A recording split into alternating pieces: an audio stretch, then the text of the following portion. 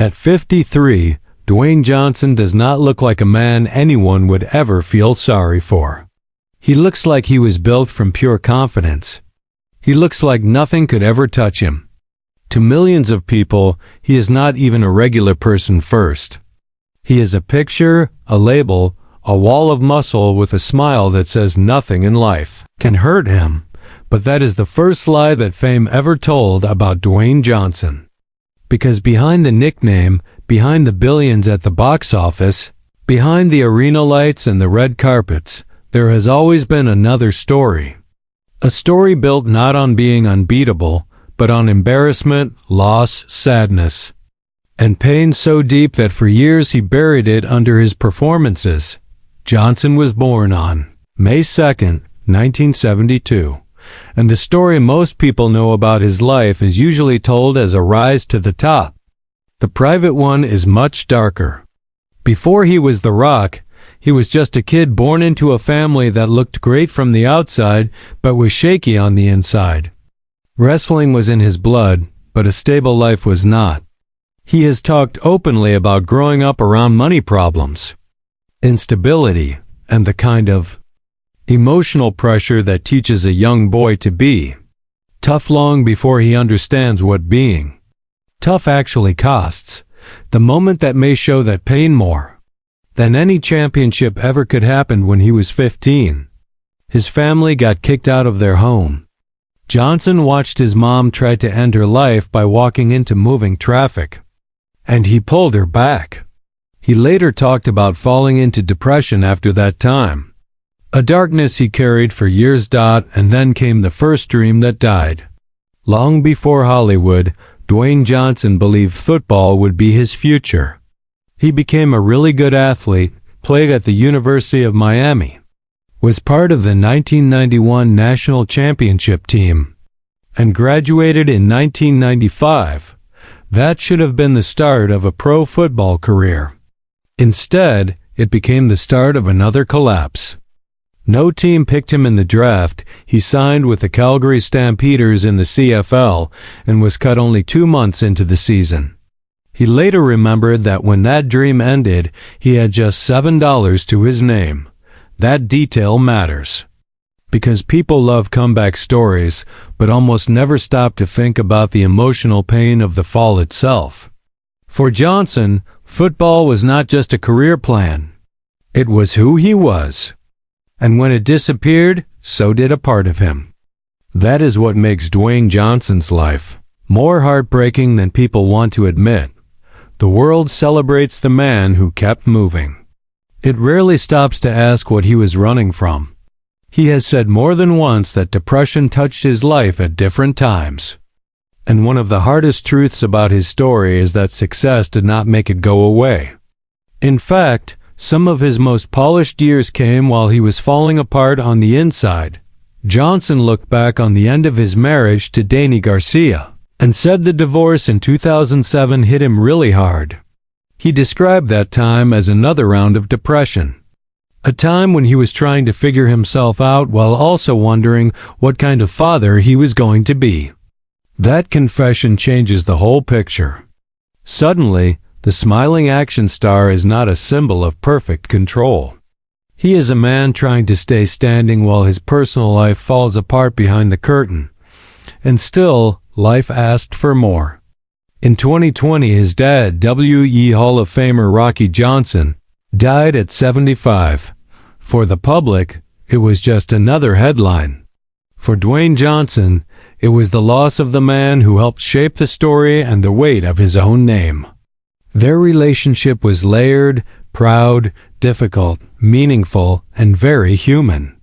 That is often the cruelest part of celebrity grief. The world sees the tribute, but not the unfinished conversations behind it. Not the silence after the cameras move on. What makes this story even more extraordinary is that some of the relationships that could have ended in bitterness became part of his healing. Johnson and Dany Garcia stayed close business partners, and $7 Productions was started by both of them together. That fact does not make the pain smaller. It makes the story stranger, more grown up. More real. This is not a fairy tale about a broken man who suddenly found the light. This is a story about someone who kept carrying pain, then learned how to build with it. Brick by brick, roll by roll, deal by deal, smile by smile. So when people look at Dwayne Johnson today, they see power. But power is not the most honest word for what he became. Endurance is. He survived being poor. He survived embarrassment.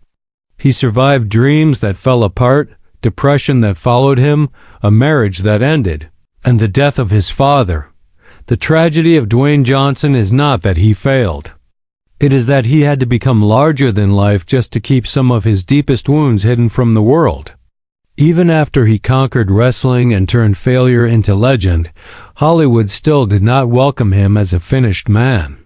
It welcomed him as a problem to be managed, a body to be repackaged, a personality to be softened.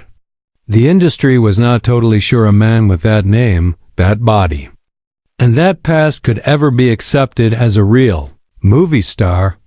Johnson later explained that he briefly stopped using The Rock during that time, then realized he was tired of trying to be something he was not. That matters because reinventing yourself sounds cool until you understand what it actually asks of a person. It asks you to cut off parts of yourself in public and call it growth. Johnson has now admitted that during the collapse of his marriage to Dany Garcia, he leaned toward easy, light, family films that made him feel good. He looked back on that time and said things were a little cloudy. What looked to audiences like smart career planning now sounds more like just trying to survive. Those family-friendly films were not just branding decisions. In his own words, they were emotional shelter. While the world saw a giant smiling through family comedies, the man inside that image was trying not to sink. Years later, Johnson said he felt stuck in Hollywood as an action star, pushed into a lane by the endless noise of box office culture. And he said that a few years ago, he started asking himself a really tough question. Am I living my dream, or am I living other people's dreams? That is not the question of a man drunk on success. That is the question of a man staring at his own empire and wondering how much of it he actually chose. No moment showed that tension more publicly than Black Adam. The film was set up as a big statement in Johnson's career. Instead, it became another reminder that even the most carefully built image can crack under public expectations. Variety reported that the film made about $387 million worldwide after 7 weeks, while plans for a sequel were stopped amid the new DC leadership. For a man whose career had long been about momentum, this was a very public stall. And then there was the Maui backlash.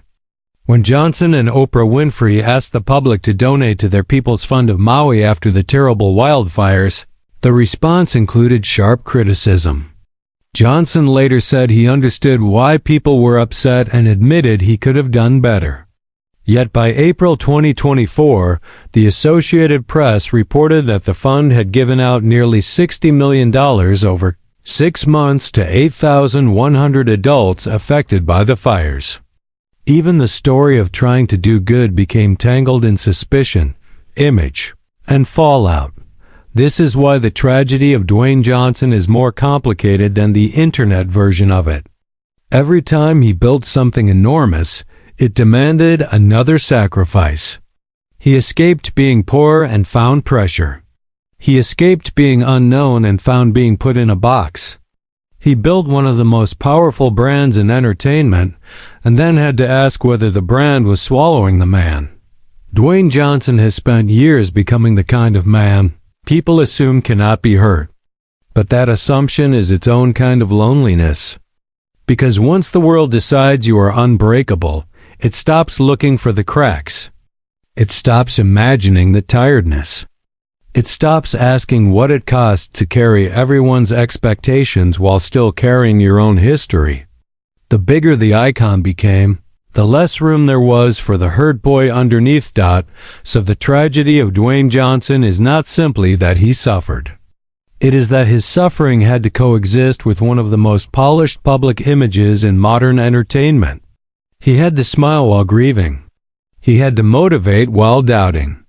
He had to look unbeatable while privately going through the same fear, heartbreak, and emotional wreckage that breaks regular people every day. The stronger the world needed him to appear, the less permission he had to be visibly human.